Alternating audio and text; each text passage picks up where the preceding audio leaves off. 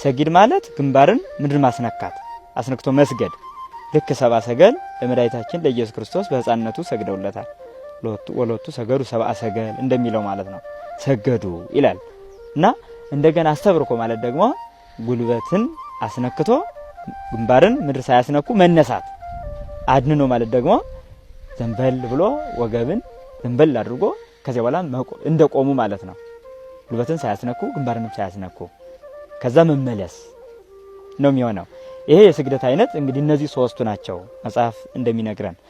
እረፍት ነው በተባለ ቀን መስገድ፣ እረፍት ደግሞ መንግስተ ሰማይ ናትና በእረፍት ሰግጄ ድናለሁ ማለት በበዓል ሰግጄ ድናለሁ ማለት መንግስተ ሰማይ ከገባሁም በኋላ እኮ ኃጢአት ሰርቼ ንስሐ ገብቼ መዳን እችላለሁ እንደማለት ነው። ምክንያቱም መጻሕፍት እረፍትን መንግስተ ሰማይ ስለሚሉ እኛ እረፍት የምንለው መንግስተ ሰማይን ስለሆነ በዚህ ዓለም ላይ የምናደርጋቸው በዓላት የምናርፍባቸው በዓላት የመንግስተ ሰማይ ምሳሌዎች ናቸው።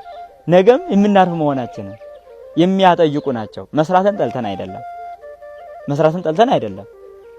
ሰርቶ መብላት ኃጢአትም ስለሆነ አይደለም። ነገር ግን እኛ ምድራውያን አይደለንም፣ ሰማያውያን ነን። ሰማያውያን እንደመሆናችን ደግሞ በሰማይ በመንግስተ ሰማይ ደግሞ ስራ የለም። በቃ አርፈን እረፍተ መንግስተ ሰማያትን ይዘን እግዚአብሔርን ብቻ እንደ መላእክት ስናገለግል የምንኖርበት ስናመሰግን የምንኖርበት ጊዜ ነው።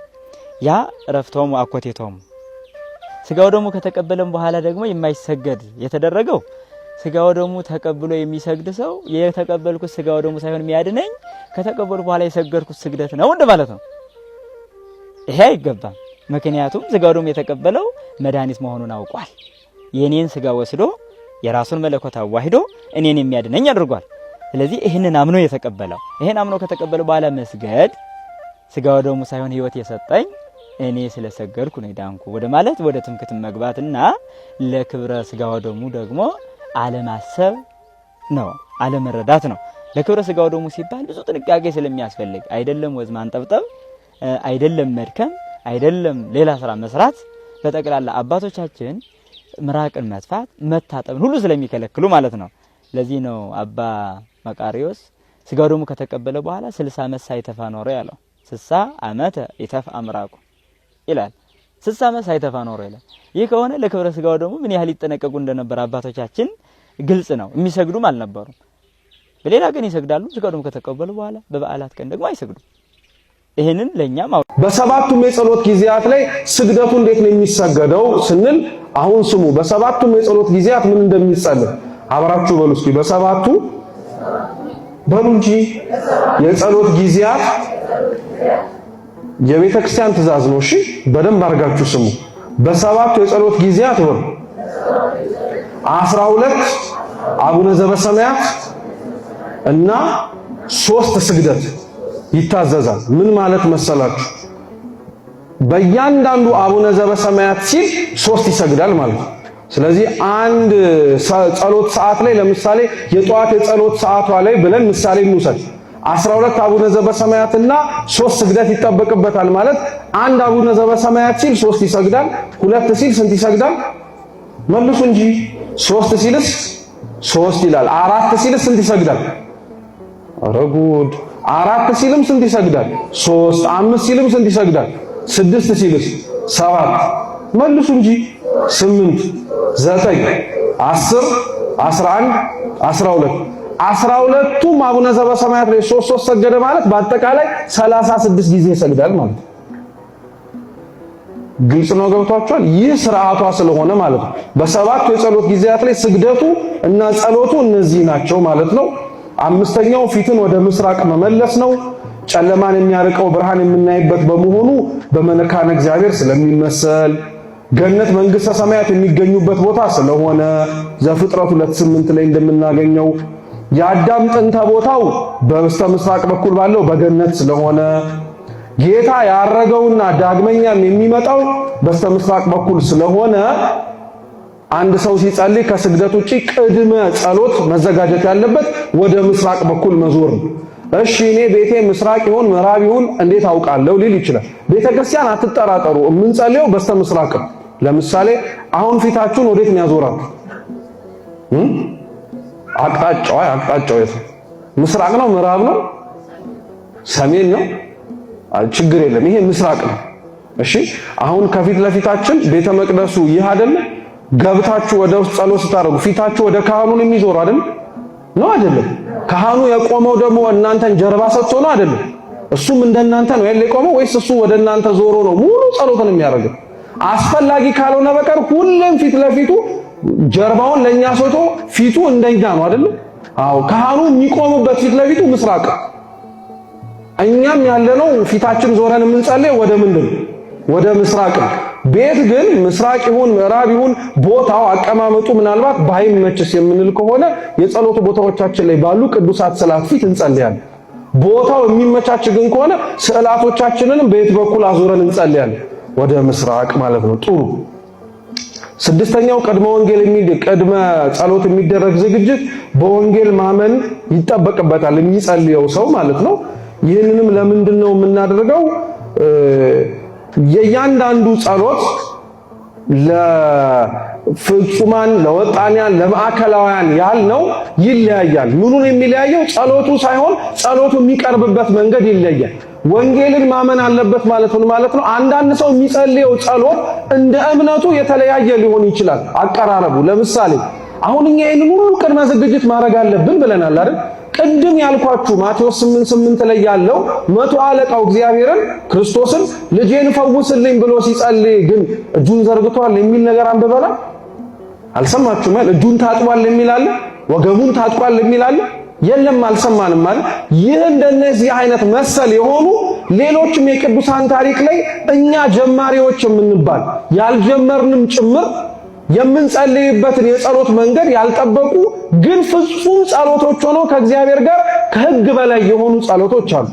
ሕግ ማለት ከተቀመጠውም በላይ ማለት ነው። አሁን የተቀመጠው ለጀማሪ 7፣ ለማዕከላዊ 12፣ ለፍጹም 24 ነው የተባለው ነው አይደለም? ነው።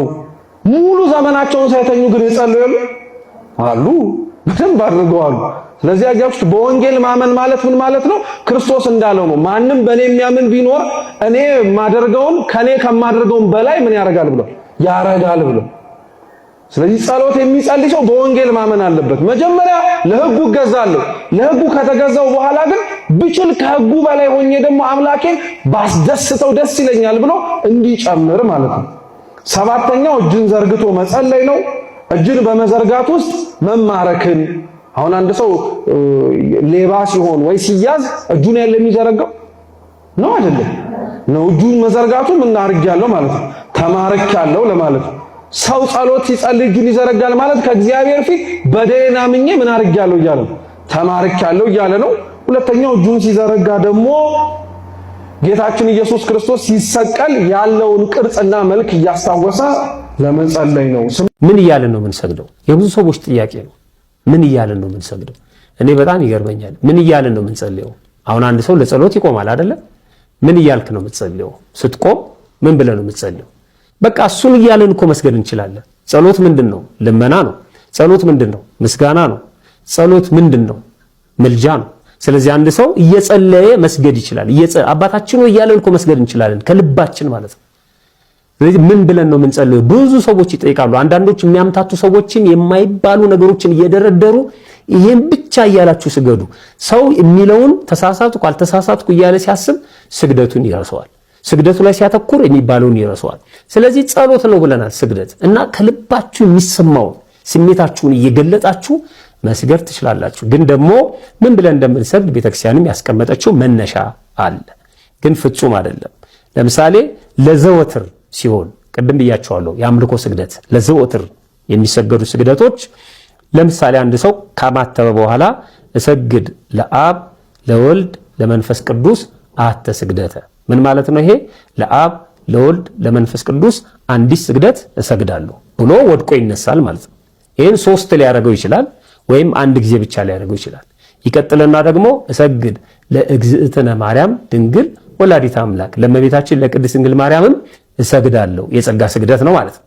ከዛ ሶስተኛ ደግሞ እሰግድ ለመስቀለ እግዚእነ ኢየሱስ ክርስቶስ ለኢየሱስ ክርስቶስ መስቀልም እሰግዳለሁ ብሎ ሶስተኛ ይሰግዳል ማለት ነው።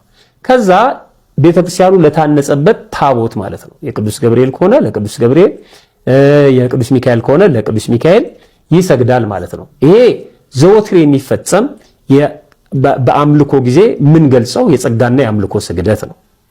ከዘወትሩ ውጪ ግን አንደኛ በቀኖና ታዞ ለምሳሌ ካህኑ 41 በቀን ስገድ ብሎት ከንስሐ ጋር ታዞለት ወይ ደግሞ ራሱ በራሱ ተነሳሽነት በዚህ ጾም በቀን 21 እሰግዳለሁ ወይም ረቡዕና ዓርብ 80 እሰግዳለሁ ብሎ ከተነሳ በራሱ በጎ ነገር ስለሆነ በራሱ የሚሰግድ ከሆነ ሶስተኛ በሰሙነ ሕማማት ከሆነ ግን ስርዓት አለው የምንለው በግብረ ሕማማቱ ላይ እንደተቀመጠው ነው ስንሰግድ የምንለው ማለት ነው።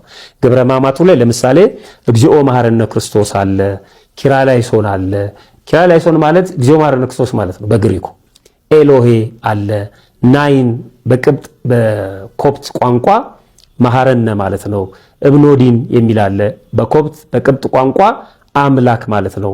ታኦስ የሚል አለ በግሪኩ ጌታ አምላክ ማለት ነው። ይህን ስንገጣጥመው አቤቱ ጌታ ሆይ ማረን፣ አቤቱ አምላክ ሆይ ማረን ማለት ነው። ስለዚህ የሚሰግድ ሰው አቤቱ ፈጣሪ ማረኝ፣ አቤቱ አምላኬ ማረኝ፣ አቤቱ ፈጣሪ ይቅር በለኝ እያለ እየለመነ መስገድ ይችላል። እግዚኦ መሐረነ ክርስቶስ እያለ መስገድ ይችላል ማለት ነው። ስለዚህ ሰው ይህንን እያለ መስገድ ይችላል።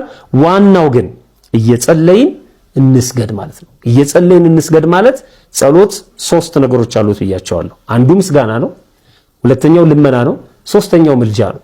የተደረገለት ሰው እና እግዚአብሔርን በእግዚአብሔርነቱ ከልቡ የሚያመልክ ሰው እያመሰገነ ይሰግዳል። ተመስገን አምላኬ፣ ክብር ምስጋና ይግባ፣ ተመስገን ፈጣሪ እያለ መስገድ ይችላል ማለት ነው። ደግሞ እንዲሆንለት የሚፈልገው ያልተሳካለት ጉዳይ ካለ ደግሞ እባክህን አምላኬ ይቅር በለኝ፣ እባክህ ፈጣሪ ይሄን ነገር አሳካልኝ እያለ ይሰግዳል ማለት ነው። ግን እየጸለየ እያለቀሰ ከልቡ መስገድ ይችላል። ልባችሁ ውስጥ የተቀመጠውን ለጸሎት በቆማችሁ ጊዜ ከፈጣሪ ጋር የምትነጋገሩትን እያላችሁ መስገድ ትችላላችሁ። አይ ካለን ደግሞ ግብረ ሕማማቱ ላይ የተጻፈውን በግብረ ሕማሙ ያለውን የተጻፈውን እዛ ላይ ወስዳችሁ ያንን በስነ ስርዓት እያነበባችሁ መጸለይ ትችላላችሁ። ምን እያለን እንጸልይ ላላችሁ ማለት ነው።